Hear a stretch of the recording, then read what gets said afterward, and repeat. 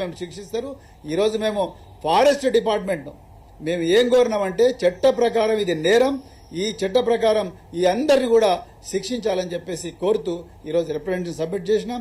తప్పకుండా వీళ్ళందరూ కూడా యాక్షన్ తీసుకోవాలి. తీసుకోకపోతే మేము తప్పకుండా సెక్షన్ 156(3) కింద మేము కోర్టుకు పోయినా వీళ్ళ మీద కేసు పెట్టిస్తామని చెప్తూ మరొక్కసారి ఈ పోరాటం చేస్తున్న తెలంగాణ ముఖ్యంగా హైదరాబాద్ సెంట్రల్ యూనివర్సిటీ విద్యార్థులకు, వాళ్లకు సంఘీభావంగా ఉన్న అందరూ మేధావులకు, అదేవిధంగా మమ్మల్ని అందరినీ కూడా ఈ ఫారెస్ట్ అదేవిధంగా వన్యప్రాణులను రక్షించడం కోసం, ఈ విద్యార్థుల హక్కులు రక్షించడం కోసం, ఈ విశ్వవిద్యాలయాలను రక్షించడం కోసం మమ్మల్ని అందరినీ ముందుండి నడిపిస్తున్న పెద్దలు కేసీఆర్ గారు, కేటీఆర్ గారికి అందరికి కూడా నేను హృదయపూర్వక ధన్యవాదాలు చెప్తూ జై తెలంగాణ.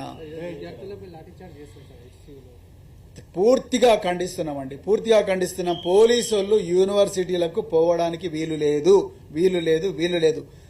తెలంగాణ ఉద్యమం మలిదశ తెలంగాణ ఉద్యమం 2009లో జరుగుతున్నప్పుడు నేను ఉస్మాన్ యూనివర్సిటీ పోలీస్ స్టేషన్లో అప్పుడు డీజీపీ గారు పంపిస్తే ఓఎస్డీగా పోయినా. మేము ఎప్పుడు కూడా పోలీస్ స్టేషన్ దాటి ఆర్ట్స్ కాలేజ్ దగ్గరికి పోలేదు.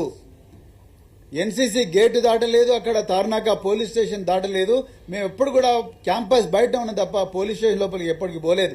దాదాపు 2 సంవత్సరాల పాటు విద్యార్థులు పోలీసు బందోబస్తు లేకుండానే శాంతియుతంగా చేసిండ్రు. ఇలా విద్యార్థులు బస్సులు గాలబెట్టిండ్రా, పోలీసుల మీద రాళ్ళేసిండ్రా, యూనివర్సిటీ బిల్డింగులు గాలబెట్టిండ్రా, లేకపోతే రాళ్ళేసిండ్రా, అద్దాలు వాళ్ళకి కొట్టిండ్రా, లేకపోతే ఇంకేమైనా చేసిండ్రా? ఏమీ చేయలేదు. వాళ్ళు శాంతియుతంగా పాటలు పాడుకుంటూ పోరాటం చేస్తున్నారు. పోలీసు వాళ్ళకి ఏం ప్రాబ్లం వచ్చింది? పోలీసు వాళ్ళు యూనివర్సిటీలకు పోకూడదు, సుప్రీంకోర్టు గైడ్ లైన్స్ ఉన్నాయి. వైస్ ఛాన్సలర్ పర్మిషన్ ఇస్తేనే పోవాలి. వాళ్ళు ఏం అన్యాయం చేసిండ్రని విద్యార్థులు అడిచర్ చేస్తున్నారు. పూర్తిగా మేము ఖండిస్తున్నాం. దీని మీద కూడా మేము కోర్టుకు పోతాం. Thank you very much. జై తెలంగాణ. జై తెలంగాణ.